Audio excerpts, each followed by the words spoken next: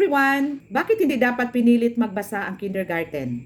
Kasi bago ang pagbabasa, mayroon munang 4 na mahahalagang skills na dapat matutunan ng kindergarten learners bago sila turuang magbasa. At ngayon, ipapaliwanag ko sa iyo kung bakit.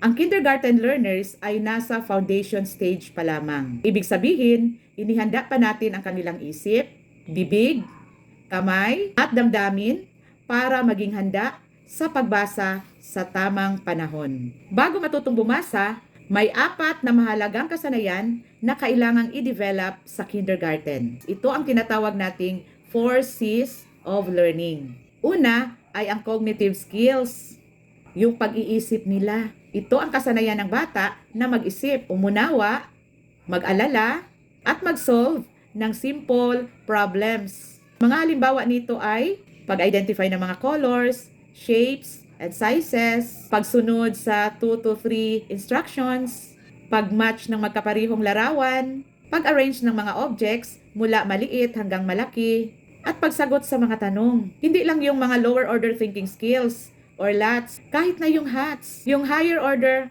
thinking skills na mga tanong na batay sa kanilang pag-unawa sa mga sitwasyon at sa kanilang naging karanasan bilang bata. Alam nyo, kapag mahina yung cognitive skills ng bata, mahirapan talaga siyang mag-unawa sa kanyang binabasa. Kahit pa marunong siyang bumigkas ng mga letra. Kaya marami tayong mga bata ngayon na magaling sa word recognition, pero hindi naman sila nakakaunawa sa kanilang binabasa. Kaya frustration pa rin ang kanilang reading level.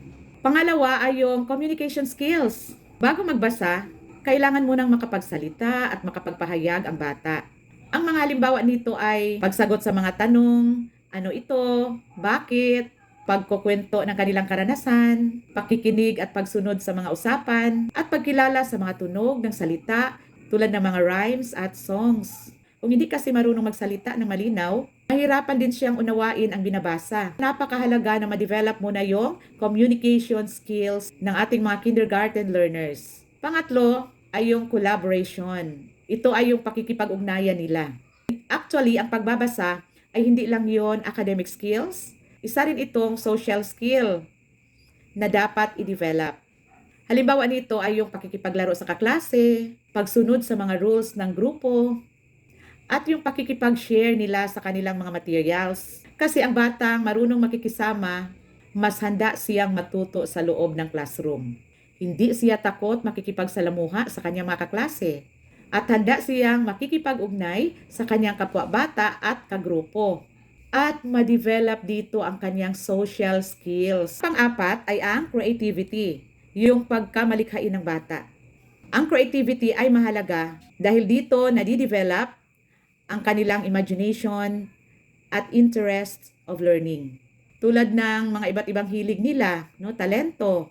Halimbawa dito ay yung pag-drawing, coloring, role-playing, o pretend play, yung pagbubuo ng kwento gamit yung mga larawan, yung pag-awit, pagsayaw, at marami pang mga talento na mayroon ang ating mga kindergarten learners. Kapag masaya kasi ang bata sa pagkatuto, mas handa siyang magbasa sa tamang panahon. Sa totoo lang, ang pagbabasa ay hindi naman minamadali. Ito talaga ay dumarating kapag handa na ang bata emotionally, mentally, and socially. Mahalaga kasi ang tamang pundasyon kaysa maagang pagbabasa na walang pag-uunawa. Kaya marami tayong mga batang magaling sa word recognition.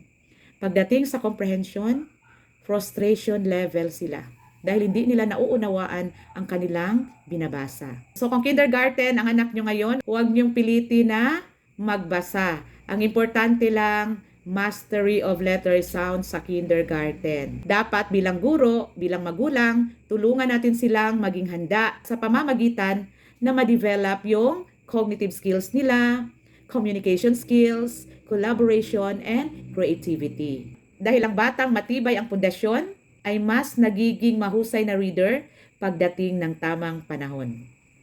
So kung nagustuhan mo itong video, paki-like, share, and comment down below. Bye!